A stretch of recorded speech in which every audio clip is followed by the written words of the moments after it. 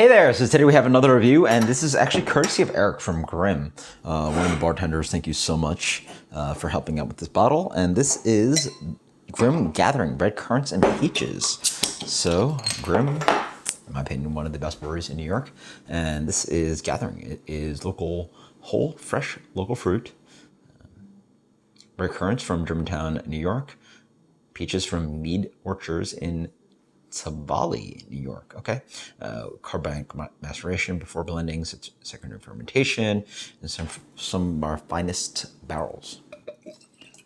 Carbonic maceration.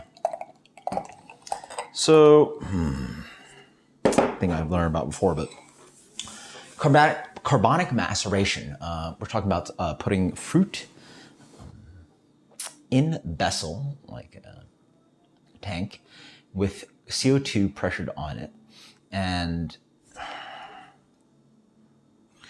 the fruit just sort of starts creating different characteristics than fermenting it with just straight yeast. The natural yeast within it, in that environment, natural yeast on the fruit sort of creates a different environment than what you get in a general, environment with CO2, oxygen, all that stuff. And you get these like pretty flavors where you're sort of not allowing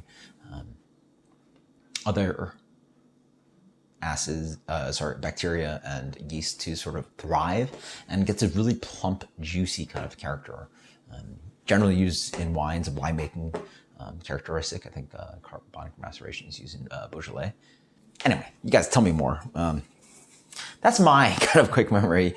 Probably a lot of mistakes in that, but you guys can tell me more, and I'm gonna look it up after this video. But carbonic maceration, they're using that in beer, and it's a very strong word, because honestly, unless you're a wine geek, you really don't know what carbonic maceration is. But they're messaging that in their bottle, sort of showing you that there's intent and process in what they're trying to do, and they're telling you about it, right?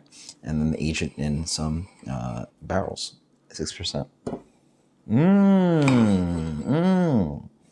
So you get this really beautiful kind of like, not like exactly quite different from Fufun, but it's that really nice kind of like peach character, peach ring, but not quite like super juicy.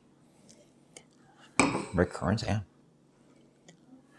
Nice, really like pretty funk, rich acidity in here. This kind of like wine barrel aged sour program kind of going on. Rye. This just smells dry, right? Which is like, and so Brett forward that like with the Brett taking over, it expects it to be dry. Not that you can smell that it's dry. It's like plasticky Band-Aid thing. Not too intense. Man, beautiful looking beer. Look at that bright, tiny bubble carbonation. So I smelled it, and it is a dry beer.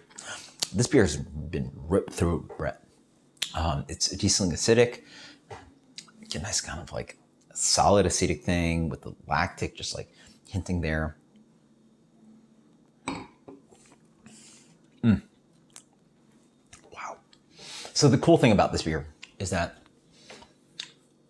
it definitely tastes acidic, but then like, I guess the lactic softening it up a good amount. And then like, it seems a little hollow in the middle, because it's actually not that punchy malt or fruity at all, but it's got those background flavors all over. So what you get is really, really beautifully dry beer. What I'm guessing I'm tasting, I mean, I've never eaten red currants, but it's a really nice kind of like red berry fruit, kind of like almost cherry, raspberry thing, but not sweet. And it's got a tannic note on the back end. And then like, if you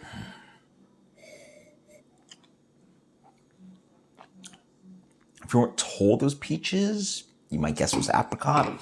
But again, the peachy note is like less sweet than apricot. So it's got this like really beautiful kind of like dried, like just little slices of dried peach, dried fruit kind of thing. Bright acidity, like rich acidity too. And it's just super drinkable. Wow. And the funk is heavy on this one. Obviously, it's not spontaneously fermented, doesn't have all these like rich complexities, but it just feels like it has maybe just that amount of like a lot of great mixed fermentation programs. I generally try to like offer you guys like what it tastes in my mind, what a fermentation program tastes like. I mean, the thing is, I haven't drank a lot of the beers, you know, without bottle shares. It's hard to, you know, think of beers that I've like had that have that mixed fermentation program. You know, I'm more familiar personally with like Jolly Pumpkin, Hill Farmstead, obviously the spontaneous breweries, but that's American Sour Brewing. Wow.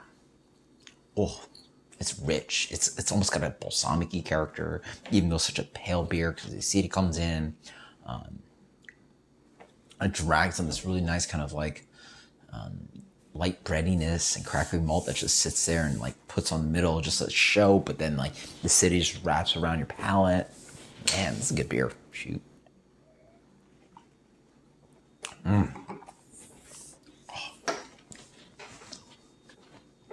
This is just really good sour beer.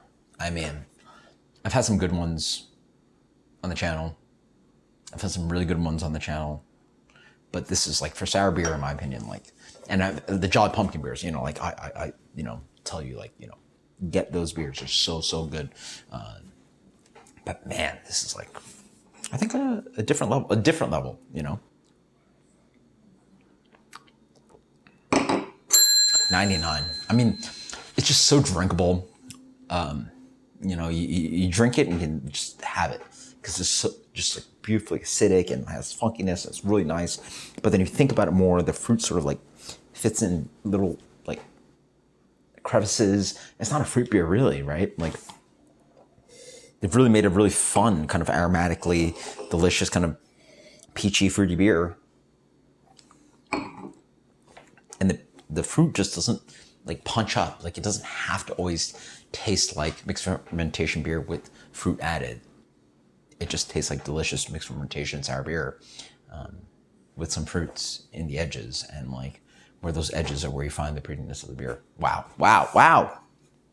Okay, I can actually get to try this at the brewery, so this is absolutely fantastic. Grimm, the Gathering. Absolutely insane. I mean, this is being produced in New York City. Wow. Where beer has gone in the last, like, you know, even 5 years. What we're talking, yeah, 5 years. 5 years. Grimm didn't even exist 5 years. Yeah, forget about it. Right? No, Grimm didn't exist in 5 years. Oh, they were producing beer, but not at their brewery and not mixed fermentation quality beer like this. So, absolutely insane. Yeah. 99. That's crazy good. Until next time, guys. Cheers later.